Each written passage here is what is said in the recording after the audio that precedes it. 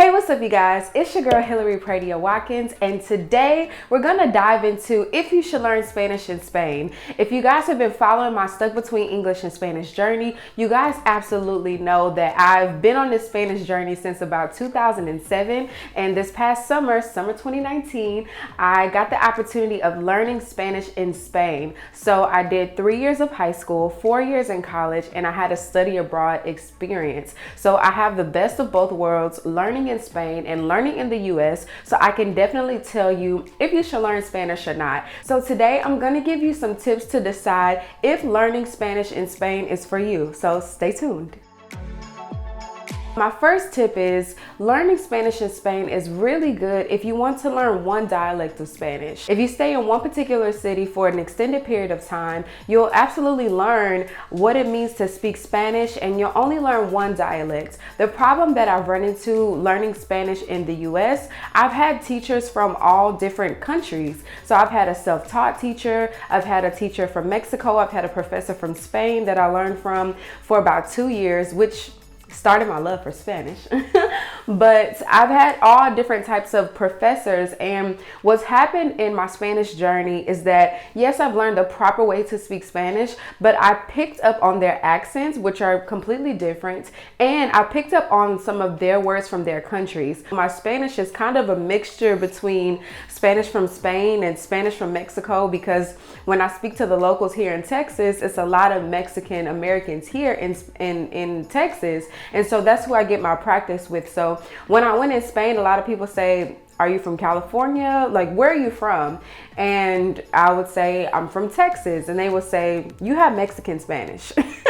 So I think one of the benefits of learning Spanish in Spain is that you actually just get one dialect, which is really good. So it can help you hone in on your Spanish, and you can build from just one dialect versus someone like me who's learned Spanish from multiple people. So I have bits and pieces of different dialects within my Spanish language, and it's not a good thing, it's not a bad thing, but if you just want to learn one particular dialect of Spanish, it's really good to study in Spain for an extended period of time. That way you can only learn just one dialect, and you can be able to communicate in that way. So my second tip is learning Spanish in one city for an extended period of time in Spain. What happens is the culture helps to bring the language to life. So things start to make sense. When you sit in the classroom like I have for years and years, since 2007, what happens is the language doesn't really make as much sense because you're not living the language out. You're leaving the classroom,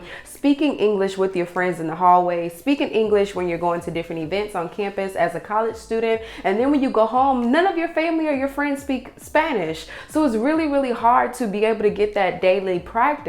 But when I lived in Spain, and I lived in Spain for about 4.5, 5 weeks, I was able to experience the culture. So when I would go to the store, I would have to pay with euros and speak Spanish. Cuando ver los estudiantes en mi programa, nosotros hablamos en español.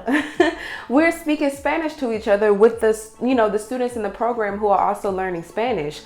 When I went home with my host mom, my host family, I had to speak the language. So the culture really helped to bring this to life. So if you're thinking about learning Spanish in Spain just for an extended period of time, even if you have 4 weeks like I did, the culture really, really helped my Spanish come alive because I was able to use it as I lived in that culture. And it was a very beautiful experience. So if you're like me, you really, really need to be uncomfortable in order to excel.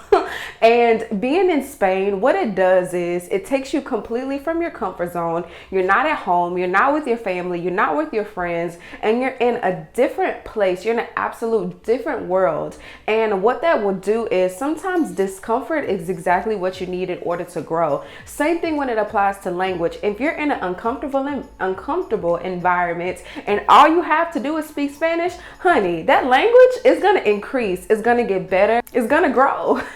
So being out of your comfort zone, especially going to a place like Spain where you have to speak Spanish in order to survive and in order to navigate the city, it may be a really good thing. So if you're thinking about going to Spain to learn Spanish, it may be a good thing, and the discomfort may be the missing piece so you can get to the next Spanish level that you're trying to get to. Everyone has their own learning style, right? When it comes to everything in life, but especially in language, if you're the type of person that loves by interactions, if you were that kid in school that did well by speaking and having interactions, working with a group, you're going to thrive in Spain. If you're the type of person that's gonna do well in an environment where you have to interact constantly all day long, going to Spain to learn Spanish will really help you on that journey, because the interactions is what really teaches you the language. Yes, you can study on Google and you can practice with apps, and all those things are great, and I got videos talking about that coming really soon. But if you just need to jumpstart and really get yourself out there, going to Spain will definitely take you out of their comfort zone, and you will begin to thrive in your Spanish language. Your confidence will increase from that. And lastly, if you're a self-motivated person, going to Spain, you're gonna do well, okay? Because self-motivated people are typically independent. They really don't need a lot of hand-holding. They really don't need someone to walk them through and guide them through. And so being in Spain, even as a study abroad student, it was really me that was out there walking the streets, talking to people, talking to the person that may own the local cafe that I learned to love when I was out there, you know, going dancing at night and talking to the locals and dancing and making friends. So self-motivated people who really want to push themselves, who really want to see themselves grow, going to Spain will really help people like that. So if you find yourself that you're independent, you're self-motivated, you're not afraid, if you're ready to dive into that, make sure you go ahead and book your trip to Spain. It's totally worth it.